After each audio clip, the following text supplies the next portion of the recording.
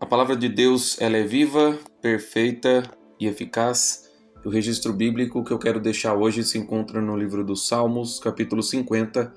Eu vou ler o verso 5 e ao redor dele fazer a minha reflexão, tá bom? Ajuntem os que me são fiéis, que, mediante sacrifício, fizeram aliança comigo. Esse versículo, especificamente, Deus, ele faz uma convocação. O Salmo 50 é uma convocação contra os ímpios e uma bronca com os fiéis, ou seja, Deus está falando com os judeus, mediante sacrifício, fizeram aliança comigo, a aliança da circuncisão, ou seja, o Salmo 50 fala diretamente com os judeus.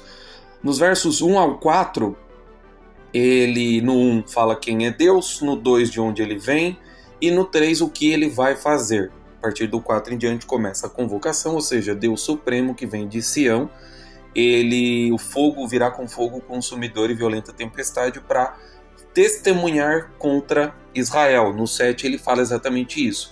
No 8 ele fala que não é o problema da falta de sacrifícios e nem o erro de executar os holocaustos. O problema é qual a intenção que o povo estava fazendo isso. Por quê? Se ele diz que não tem necessidade, ou seja, Deus no verso 9 diz que ele não tem necessidade de novilho nenhum, nem de bodes, nem dos animais, qualquer que sejam levados para sacrifícios ou dos cereais. O problema aqui é qual é a intenção? Se achegar a Deus, criar intimidade e vínculo como fiel, né? No verso 5 ele fala exatamente isso, ou pura e simplesmente tentar bajular Deus. Nós precisamos de Deus, Deus não precisa de nós. Nós somos criaturas. Ele, o Criador. Você vê que no verso 4, ele fala que ele convoca o altos céus e que ele é Deus, o Deus de Israel. Ou seja, no 12 e no 13 ele deixa claro qual é a situação. Se eu tivesse fome, precisaria dizer a você, acaso eu preciso de touro ou do sangue de bode? Recolhamos nós a nossa insignificância, que a gente possa crer que Deus é supremo, que Deus é superior. No Salmo 139, eu gosto muito de usar isso como exemplo, fala exatamente isso. Deus é supremo, onisciente, onipresente, onipotente. Não tem como se esconder dele, nem esconder nada de errado que está fazendo dele. E o que Deus quer? Quer 3 coisas de nós.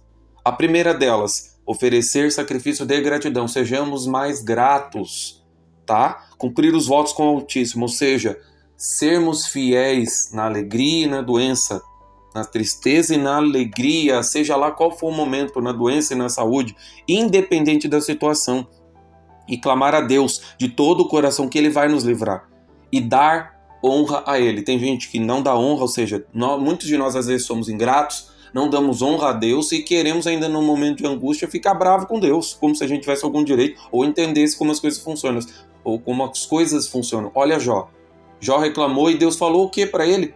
Onde você estava quando eu criei todo o firmamento, Jó? Ou seja, levou uma bronca até Jó, hein? E se você olhar, aqui também fala de cumprir os votos com o Altíssimo no sentido de obediência. Se você olhar lá no livro de Gênesis, no capítulo 3, no verso 6, o que acontece? Quando a mulher viu que a árvore da vida era boa para alimento, atraente aos olhos e desejável para dela obter sabedoria, tomou do seu fruto e o comeu. Também deu ao seu marido, que estava com ela, e ele o comeu. Ou seja, no verso 4, a Eva sabia muito bem que não podia comer. Conversando com a serpente, ela disse, no 3, mas Deus disse, não comam do fruto da árvore que está no meio do jardim. Ou seja, ela sabia muito bem o que fazer e o que não fazer, mas mesmo assim ela desobedeceu. A partir daí toda a terra ficou amaldiçoada, o mal surgiu de fato. E se você for como exemplo moderno do que fazer e do que não fazer, a carta de Paulo aos Efésios, no verso 1, 2, 4 e 5, trata exatamente isso. Só para fechar essa reflexão, a carta de Paulo aos Efésios, a igreja de Éfeso, ela foi admoestada nas revelações do Apocalipse de João como uma igreja que perdeu o primeiro amor. Ou seja, ela deixou de fazer as coisas para Deus e sim para os homens de má vontade, querendo aparecer. Então, o primeiro mandamento de Deus é amar a Deus acima de todas as coisas. Que não façamos como a igreja de Éfeso, que nós possamos seguir a Deus de todo o coração, fazer sem a perda do primeiro amor. Vamos orar pedindo isso. E os versos 1, 2, 4 e 5 da carta de Paulo aos Efésios, no capítulo 2 diz isso. Nós estávamos mortos nas transgressões e nos pecados, os quais costumavam viver quando seguiam os padrões do mundo. E o príncipe do poder do ar, O Espírito que agora atua nos filhos da desobediência. Todavia, Deus, por ser rico em misericórdia, por causa do grande amor com que nos amou, deu Cristo, ainda que estávamos mortos nas transgressões. Pela graça, vocês são salvos. Que nós possamos orar a Deus, pedir graça, pedir estrutura e sermos fiéis a Deus e cristãos nos momentos difíceis, nos momentos fáceis, com o bolso cheio e com o bolso vazio. Deus abençoe a todos nós.